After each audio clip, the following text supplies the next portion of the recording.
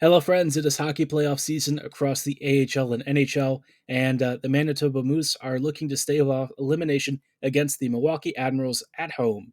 Just like the Moose, there were some NHL teams really fighting for their playoff lives. We'll talk about what has happened in this crazy night of NHL action, all coming right up on tonight's episode of Locked On Winnipeg Jets. You're Locked On the Hockey Jets, your daily podcast on the Winnipeg Jets. Part of the Locked On Podcast Network, your team every day.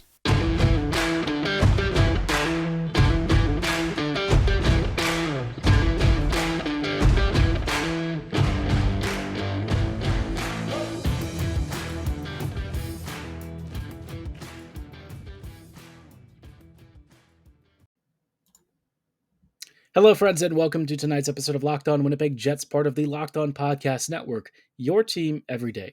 I'm your host, Harrison Lee, an avid Winnipeg Jets fan and an online blogger. You can follow me on Twitter at HLivingLoco and at LO_Winnipeg Jets. Thank you for choosing to make Locked On Jets your first listen of the day, every day. If you like what you're hearing, be sure to like, follow, and subscribe on your favorite podcasting platform of choice, including Apple, Spotify, Google, Megaphone, Odyssey, and YouTube. We've got audio and video versions of this podcast readily available for you every day, so you can watch us at home, on the go, or if you just want to hear my voice, we've got that available for you as well. On tonight's episode, I thought it would be fun to take a look at a lot of the playoff action. Obviously, this is kind of our focus for the next few weeks. We've already been talking about some of the playoff action from around the league over the past several days, and we have yet another crazy day. And this one, for a lot of folks, was probably I would say one of the more hotly anticipated days because we had 3 playoff series, and for the most part, all of them are really on a razor's edge. This is like the game 5 that for many series can be the deciding one when it comes to propelling one of these teams onto a conference final or something. In this case, it would be the semis. So, yeah, really big games. But, in terms of like Jet stuff, right? Obviously, the big thing for Winnipeg right now is kind of cheering on the Manitoba Moose. And the Moose have had a really rough playoff go. Despite having one of the better records out there in the AHL and a team that has been, generally speaking, quite good throughout the regular season, uh, obviously the past couple of games in the ad series hasn't really gone according to plan. One of the biggest issues was that the Moose just can't score. As much as Manitoba has created off the rush and around the slot area and from around the net, it hasn't really manifested in actual finishes. I think the Moose right now, they just lack high-end goal-scoring skill, which is kind of a major issue. The Moose can get into good positions, but they're sort of built with like a lot of players who would probably be more comfortably like third or fourth liners, right? A lot of bang and crash types, not a lot of high end elite skill like a Perfetti type. So, uh, the ads haven't exactly been great themselves, but I think that they have capitalized on the opportunities that, the Moose have kind of served up. The first 2 games, Manitoba, I thought was okay, but certainly special teams not great. And there were some individual mistakes from defensive pairings that were just really poorly put together. And those pairings have remained an issue for most of the postseason. Now, in tonight's game, this will actually have been last night's game if you're listening to this on Thursday morning. Uh, this one was probably the first time that the Moose finally started to break through. The first period didn't really give a lot of great vibes. It took a while for things to start heating up. And I mean, like Manitoba was certainly generating a lot of shots and stuff, but in terms of actually scoring goals, yeah, didn't happen. And then, Milwaukee ended up scoring first. That was obviously disheartening. And then Heinola had a really rough sequence where he got stripped from behind and it turned into a goal against. Suddenly you started feeling like, oh boy, here we go again. This is a game in which if the Moose were to lose, they would be swept out of the postseason. And frankly, I don't think that that would have been viewed as particularly acceptable for the org. Not that, the Moose are looking to really make a deep, deep run here, but I think given the playoff field and who they can face and the fact that the Moose are actually pretty decent and maybe, I don't know if this is entirely possible, but maybe they could get some injury reinforcements if guys get healthy enough. Uh, I think that they were just really looking for a chance to stay in this and prove that they deserve to belong. And in this respect, the Moose, they finally showed up. They scored 5 goals, which is obviously very big. But you kind of notice one of the biggest issues with the offense is that so much of it is driven from the back end. It's kind of like uh, a less talented version of the Nashville Predators a few years ago. Unlike the Preds, though, the Moose have a few too many depth players maybe punching above their weight. And so, the Moose are really, they're putting on a good fight. They're putting on a good show. But, once the series goes back to Milwaukee, I don't know if the Moose have enough firepower to make it through. I think that they've done a great job of at least scratching out one game and ensuring it's not a sweep. But, 2 more wins might be a little bit daunting, a little bit much to ask for, especially if guys like Gavanki, Heinola, Chisholm, and the rest aren't scoring. Because the forwards right now, they aren't really contributing a lot offensively either. Speaking of Chisholm, he's been getting a lot of buzz recently as maybe one of Winnipeg's fastest rising defensive prospects. Um, I do believe he is starting to gain recognition because of his offensive exploits. If you actually watch him and track what he does defensively, not so great, but what you're really exchanging for is just high octane offense and constant puck possession. If you put him up the ice with any sort of control and space, Chisholm is a monster. He understands how to attack the slot. He's got great perimeter control. I would say that he's like a really fast paced, even more skilled version of Neil Pionk. So if you liked Pionk's game when he first arrived to the Jets, well, maybe not first arrived, but certainly the season after where he really started to put two and two together, you're going to love Chisholm. I think he has some of the similar traits. He's got a great shot, great vision. His passing is on point, great lateral edge work. And offensively, he's just a really smart, instinctual player. He's got a great feeling for the game, great feeling for space, and I think as he continues to develop his game at the pro level, he's going to become a menace. And I think Winnipeg would be very much remiss if they don't give him a shot sooner rather than later. He's had a couple of games here and there, but obviously not full time or anything. Uh, he probably will have to have a really smart defensive partner, maybe like a DeMello type to give him that extra security blanket, but get him up the ice, cut him loose, give him some shelter minutes, and I think you will be very happy, especially if you put him on the power play. I think he can do a ton of damage there, and he's already showing that, offensively speaking, he's got all the tools he needs. It's just making sure that he can round out some of his other parts of his game into a more complete defender. But obviously, we're going to keep tracking him throughout this playoff run. He's been super exciting. This Moose team has a chance to maybe come back in the series and try for the reverse sweep. Let's hope that they pull it off and give us a little bit more Manitoba hockey. For now, though, that is going to be all the news that we have on the Jets and Moose. We'll keep following up on the coaching staff changes, as well as Winnipeg's 14th overall pick and who the Jets might draft in a couple of weeks. But it's now time to transition towards actual NHL hockey and talk about some of the playoff series that are currently ongoing. Before we go any further, though, do want to shout out one of our awesome sponsors that I really think you should be checking out. If you're really interested, our next partner has a product I use literally every day. I started taking AG1 because I was looking for an energy boost and to really strengthen my immune system. Right now, more than ever, we're fighting off a lot of different viruses and bacterial agents. Obviously, COVID is still a thing. And so, we need something that's convenient, a one-stop shop source for really boosting and strengthening your body's defense network. And that's why Athletic Greens has AG1.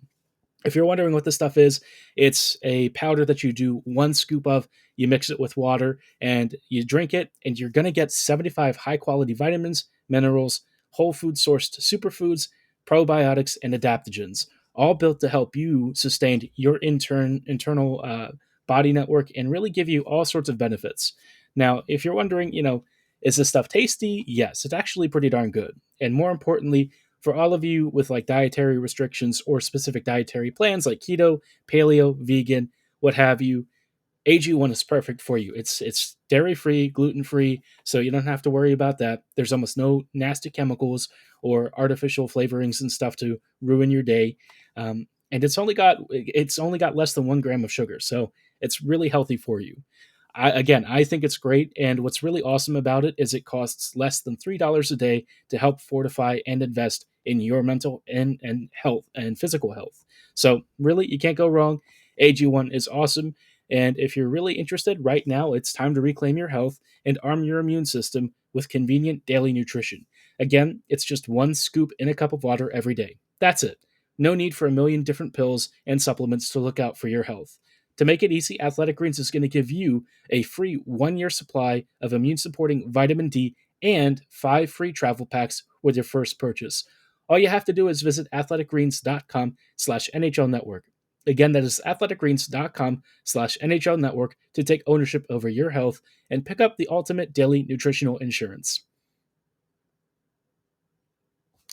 Hello, friends, and welcome back to this episode of the Locked On Winnipeg Jets podcast. We are continuing our thoughts on, some fun times with the NHL playoffs. It's been pretty crazy, and some teams right now are really fighting for their playoff fates. One or two squads out there facing elimination or have already been eliminated. Bye bye, Nashville Predators. We're not going to be too sorry to see you go, but Colorado certainly on the warpath. But in terms of teams that are really on the brink, the New York Rangers, Edmonton Oilers, these teams, they're kind of feeling backed in the corner. Now, before we give you some updates from the most recent slate of games, again, I just wanted to say thank you so much for making Locked On Jets your first listen of the day every day. While you're at it, though, I really recommend that you check out Locked On Now. This is a really great time for you to get like super condensed bite-sized chunks and takeaways of all of the most important game recaps, team news, updates, trades, rumors, what have you. Our host of local experts give you the most important takeaways for every major event surrounding your favorite team, all brought to you with Locked On Now. Locked On Now is on your favorite podcasting platform, and just like Locked On Jets, you can subscribe to it for free. We really love and appreciate your support, and it'll help keep you in the loop on your favorite teams and really the entire league itself. So you have no reason not to give Locked On Now a follow and a subscription right now. Back to the NHL playoffs. Obviously, you've probably watched a few of the games. We're going to start off with one of the really important ones for the Metro Division. This one was Pittsburgh versus New York. And, Pittsburgh, it kind of feels like is one of those teams that's destined for greatness. The Pens have found ways to work around a lot of injuries, a lot of roster deficiencies, and some really crazy emergencies in the middle of games. At some point, you do feel that luck will run out, and that ability for Mike Sullivan to improvise will kind of reach a point at which you can't yield anything more. And I don't know that that's really on Sullivan so much as it is just the reality of the situation. And yet, here they were coming into New York with a 2-2 split right now, or actually a 3-2 split, on the verge of potentially, or 3-1 split, on the verge of potentially eliminating the New York Rangers. Really good opportunity to get 4 wins. 4 out of 5 would have been crazy, right? This Pittsburgh team with Louis Domingue in net. I think Domingue is the third or fourth string goalie.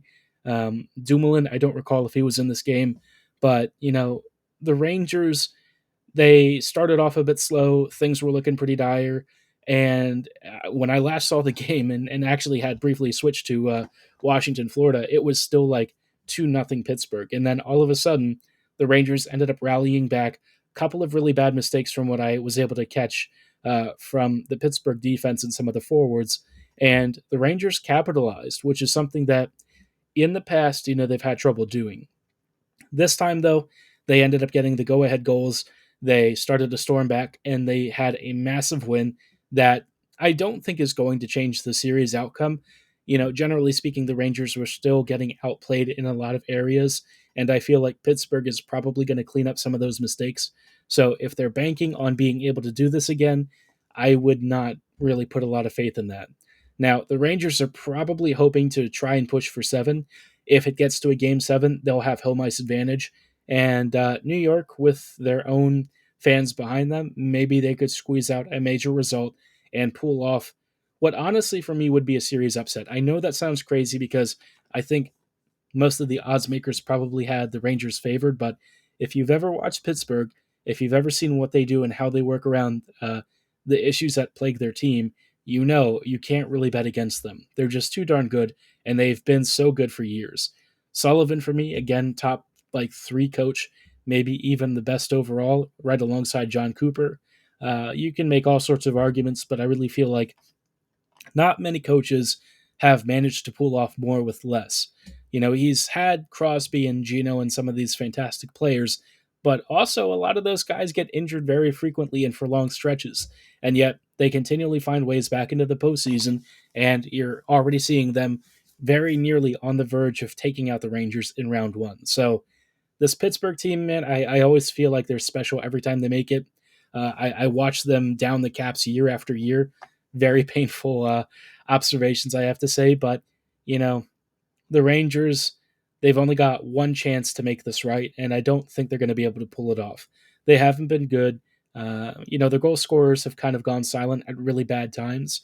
And if they're not, capitalizing on really bad mistakes from the Pens, they're usually not generating a ton offensively to get things going. So, yeah, the Rangers, they're still in trouble, but at least they have managed to force a game six, and they're going to really hope that they can maybe get a better result out of it and go for, if at all possible, a game seven. Now, there were two other games that happened tonight, Dallas versus Calgary and Washington versus Florida. We'll talk about those results in just a little bit, but before we go any further, just wanted to shout out our wonderful partners at BetOnline. Our partners at BetOnline continue to be the number one source for all of your betting needs and sports info. You'll be able to find all the latest odds, news, and sports developments, including this year's basketball playoffs, Major League Baseball scores, any UFC fights, and even next season's NLF futures. No matter what you're into, we've got all the great coverage you want. You've got football, hockey, college sports, even horse racing. The Kentucky Derby just occurred, and BetOnline had coverage for all of the predictions as well. So no matter what you're into, even if you're not into sports, they've got Vegas casino games. BetOnline really is more than just a betting site. It's also your source for all of the sporting news you could possibly handle. They've got sporting wagering information, playoffs, esports, and so much more, all available right at your fingertips. So getting started really couldn't be easier. Just go to betonline.net to register for a free account and learn about all of the latest action from around your favorite sports, or even do some investigation and maybe pick a new favorite for you to cast a few cheeky little bets on. BetOnline, it's where the game starts. Hello, friends, and welcome back to this episode of Locked On Winnipeg Jets. We are closing out tonight with some thoughts on the last couple of playoff series that occurred on Wednesday evening. Obviously, a little bit of a reduced schedule just because Colorado and Nashville are no longer playing. Yay, no more Preds. Unless you're a Preds fan, sorry. I can't imagine anyone listening is, but maybe you were bandwagoning them for Lord knows what reason. But we had two other playoff series, and I guess for me, I'm probably bandwagoning the Caps because they're local. This game, though, would probably make a lot of Caps fans very upset. Washington held a 3-0 lead after a very good first couple of, I would say, period and a half performances. And then Florida started waking up and everything went to poo. The Caps just sort of collapsed. And we've seen this happen with Washington before. They have a lead, they struggle to contain it, but I don't know that we've seen them collapse in such a momentous manner against a team that they had a 3-0 lead against. Pittsburgh is one of those teams that's been their boogeyman, but usually they still play the Pens pretty closely. The fact that Washington was the better team for half the game and then all of a sudden just sort of fell apart, that has to be super disconcerting, very worrying. I don't know if it was just defensive breakdowns constantly because there was miscommunication or nerves or something, but the Caps started making all of these mistakes after the first goal was conceded. And yeah, you might expect them to sit a little deeper, not push as aggressively, but against the Panthers, you can't give Florida easy goal-scoring opportunities because they're going to take advantage and they will find a way to get past Samsonov and or Vanacek. So the Caps probably aren't thrilled with this result. I mean, I think if you ask them at the start of the series, would you accept a result where you are Florida leads 3-2 heading into game six? I think they would have said yes. Let's be real. The Caps probably weren't expecting to come out of the series looking all that great. And yet here they are, they're competing. They're pretty lockstep with this team, barring the second half of this game. But in other games, the Caps have been dominant. So I do think that, the Caps still have a decent chance, but they're going to have to win game six at home. And then game seven on the road. I mean, it's really hard to like those odds, I got to be honest. The Panthers, they've made Florida a fortress for themselves, and so I just don't know if the Caps can realistically pull the upset off. But if they do, if they somehow pull it off, all bets are off for the rest of the postseason. It's going to be a really fun ride, and the Panthers going out would certainly make the picture a lot more complicated in the East. Now, on the Western side, the West has kind of been, I would say, the weaker of the two playoff conferences, and that's not surprising because that's where most of the weaker playoff matchups were to begin with. We have Calgary defeating Dallas 3-1. This series has probably been, I wouldn't call it boring, but also it's very gritty, grindy, and defensively attuned, which if you don't like that sort of hockey, big heavy hockey, yeah, don't watch this. It's not that fun. Um, I know I said I was trying to be nice about it, but yeah, it's a little bit of a chore at times, and not for lack of trying. I think Calgary has been skating circles around the Stars for the most part, but Jake Ottinger has just been too darn good. You can kind of blame him for going full Connor Hellebuck, but been a series in which the Flames just really struggled to capitalize on opportunities, and the Stars would punish them and squeeze out a few wins. But finally, Calgary broke through in probably the most important game of the series. They have now taken a 3-2 lead. This is critical for them because if it goes to 7, which it probably will, because let's be real, Dallas is not going to allow them to win on the road. Um, Calgary is going to need the Saddle Dome to get really rowdy and get really excited for what should be a pretty, physical, intense Game 7. Now, if Calgary just gets it done on the road, well, you don't even have to worry about that. But I do think it's going to go the full distance. I just feel like Dallas has routinely found ways to try and mask their deficiencies, and most of it comes down to Ottinger just being amazing. If they can actually get some depth scoring, well, maybe the arithmetic of the series changes a little bit. But for now, it's basically the Ottinger show, and that dude can't score goals for the Stars, so Dallas is going to have to figure that stuff out sooner rather than later because if Calgary starts finishing their chances, it's over. But I'd be curious to know what you think about that series or any of the other ones I've mentioned. Tell me at HL Living Loco and at LO_Winnipeg Jets, or if you're on YouTube, just drop a comment below. Tell me what you think about the playoffs as a whole. Are you excited with the matchups? Have you even been watching? Or are you still feeling a little bit of sour grapes and you're not wanting to tune in since the Jets aren't playing? If you are, I totally get it, but I will say you're probably missing some pretty great action. For tonight's episode, though, that is going to be all the time that we have. On Friday's episode, we will have some thoughts on whatever playoff matchups occur on Thursday, give you some updates there, and just keep on keeping on. I mean, it's going to be a pretty crazy sprint towards the finals. I think the Cup finals this year could be super unique and super interesting, so just really hoping for Team Chaos to give us a matchup we have yet to see. But again, like I said, for tonight's episode, that is going to be all the time that we have. Thank you so much for making Locked On Jets your first listen of the day, every day. Now make your second listen Locked On NHL. From first round matchups to each Stanley Cup kiss, Locked On NHL covers the playoffs like no one else. Hear the latest news and opinions from local experts every Monday through Friday. It's free and available wherever you get your favorite podcasts, so drop that like and subscription right now. And as always, thanks for listening, have a great night, and go Jets go.